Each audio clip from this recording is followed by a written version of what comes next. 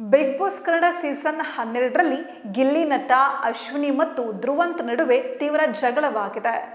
ಗಿಲ್ಲಿ ಮಾತಿಗೆ ಅಶ್ವಿನಿ ಮತ್ತು ಧ್ರುವಂತ್ ಅವರು ಉರಿದು ಬಿದ್ದಿದ್ದಾರೆ. ಅಷ್ಟಕ್ಕೂ ಬಿಗ್ ಬಾಸ್ ಮನೆಯೊಳಗೆ ಏನಾಯ್ತು ಏನು ಅಂತ ನೋಡೋಣ ಬನ್ನಿ. ಬಿಗ್ ಬಾಸ್ ಕನ್ನಡ ಸೀಸನ್ 12ರಲ್ಲಿ ಗಿಲ್ಲಿ ನಟ ಅಶ್ವಿನಿ ಗೌಡ ಮತ್ತು ಧ್ರುವಂತ್ ನಡುವೆ ತೀವ್ರ ಜಗಳ ನಡೆದಿದೆ. ಗಿಲ್ಲಿಯ ಮಾತು ಅಶ್ವಿನಿ ಅವರನ್ನ ನಿಯಂತ್ರಣ ಕಳೆದುಕೊಳ್ಳುವಂತೆ ಮಾಡಿದೆ. ಇದರಿಂದ ಅವರು ಕೆಟ್ಟ ಪದಗಳನ್ನು ಬಳಸಿದ್ದಾರೆ.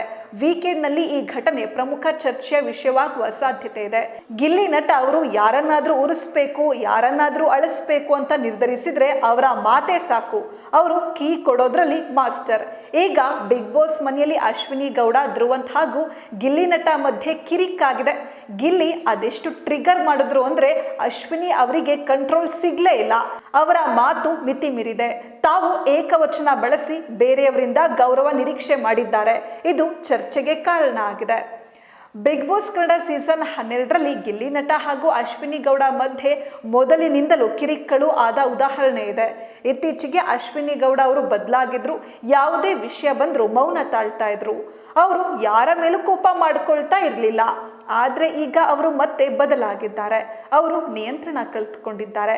ಗಿಲ್ಲಿ ಮಾಡಿದ ಉಸ್ತುವಾರಿ ವಿಷಯಕ್ಕೆ ಚರ್ಚೆಗಳು ಆರಂಭ ಆದವು. ಗಿಲ್ಲಿ ನಟ ಅವರು ಉಸ್ತುವಾರಿಗೆ ತುಂಬಾನೇ ಟೈಮ್ ತೆಗೆದುಕೊಂಡ್ರು ಅಂತ ಅಶ್ವಿನಿ ಗೌಡ ಹಾಗೂ ಧ್ರುವಂತ್ ಹೇಳಿದ್ರು. ಇದು ಗಿಲ್ಲಿಗೆ ಕೋಪ ತರಿಸಿದೆ.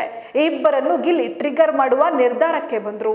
ಗಿಲ್ಲಿ ಮಾತಿನ ಮೂಲಕವೇ ಕಿಡಿ ಹೊತ್ತಿಸಿದ್ರು. ಅದು ನಂತರ ಕಾಡ್ಗಿಚ್ಚಾಯ್ತು. ಧ್ರುವಂತ್ ಹಾಗೂ ಅಶ್ವಿನಿ ಗೌಡ ಅವರು ಉರಿದು ಬೀಳೋಕೆ ಆರಂಭಿಸಿದ್ರು. ಆದ್ರೆ ಗಿಲ್ಲಿ ಮಾತ್ರ ಇದನ್ನ ಕೂಲ್ ಆಗಿ ತೆಗೆದುಕೊಳ್ತಾ ಇದ್ರು. ಇಬ್ಬರ ನಡುವೆ ನಡೆದ ವಾಗ್ವಾದದಲ್ಲಿ ಅಶ್ವಿನಿ ಗೌಡ ಅವರು ಕೆಟ್ಟ ಪದಗಳನ್ನ ಬಳಕೆ ಮಾಡಿದ್ದಾರೆ. ಈ ವಿಷಯ ವೀಕೆಂಡ್ ನಲ್ಲಿ ಚರ್ಚೆ ಆಗುವ ಸಾಧ್ಯತೆ ಇದೆ. ಇವರ ಜಗಳ ಮನೆಯವರ ಅಸಮಾಧಾನಕ್ಕೆ ಕಾರಣ ಆಗಿದೆ.